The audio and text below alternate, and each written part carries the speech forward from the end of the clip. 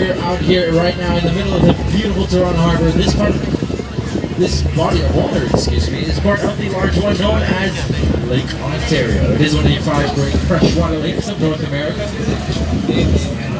Altogether, the 5 Great Lakes do make up approximately 20% of all of the fresh water on planet Earth. Ontario here, the smallest of the 5 Great Lakes. In terms of size, it's about 802 feet deep. It is the 3rd deepest of the 5 Great Lakes. And at 802 feet maximum depth, it is roughly half the height of the CN Tower in depth. Ontario's name does translate from its native Ojibwe language to English, meaning beautiful or sparkling water, named for the way that the sun glistens off the top of the water just off our starboard bow. You see right out there on our right-hand side. Speaking of on our right-hand side, you got a plane taking off right there from Billy Bishop Airport. That airport is actually the first island we're going to be talking about this afternoon. Billy Bishop Airport, very busy airport, in fact, the 2nd busiest in all of Ontario after Pearson International, despite the fact that all of the planes landing and taking off at the airport are prop planes or propeller planes. Billy Bishop, in fact, does not permit the use of jet engine planes at this airport because, ladies and gentlemen, the residents of the Toronto waterfront are very petty and they like to complain to the City of Toronto government. And for that reason, there are now official sound regulations on the airport. And in fact, planes cannot land or take off during the hours of 11 p.m. and 7 a.m.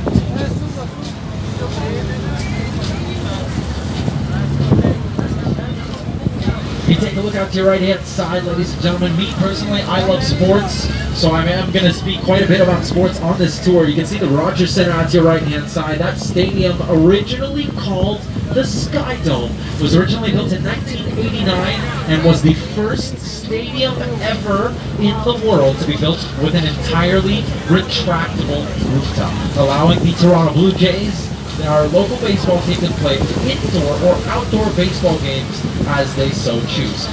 And folks, back in 1995, when the Toronto Raptors were introduced to the National Basketball Association as an expansion team, they used to play their home games at the Rogers Centre. They used to put up big black curtains around all of the bleachers, set up a hardwood basketball court, and set up smaller bleachers there around the court inside.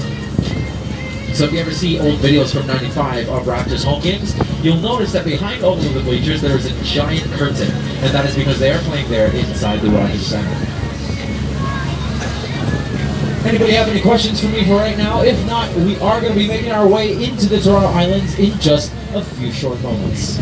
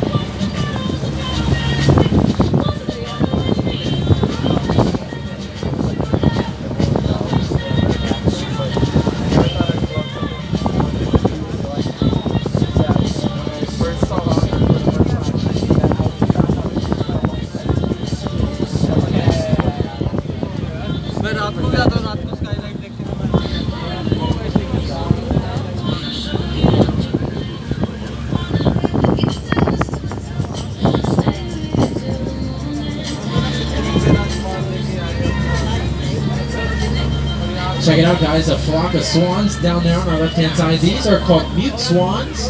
They're distinguishable by their orange beaks and the fact that they are British citizens.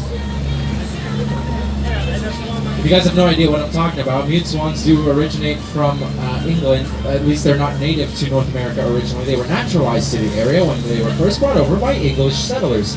And, if I'm not mistaken, in the United Kingdom, they are officially British citizens, and so that's what I'm talking about. But anyway, guys, here on our right-hand side, we do have Hanlon's Point, guys. Hanlon's Point named for the famous Hanlon family who used to operate the hotel and amusement park on the island in the early 20th century. By far the most popular attraction to the island these days is actually the nude beach. There is a nude or clothing optional beach on the island on your right hand side. That guy back there like turned around really quickly. I don't know, I caught you, but he's like, whoa, what? Where?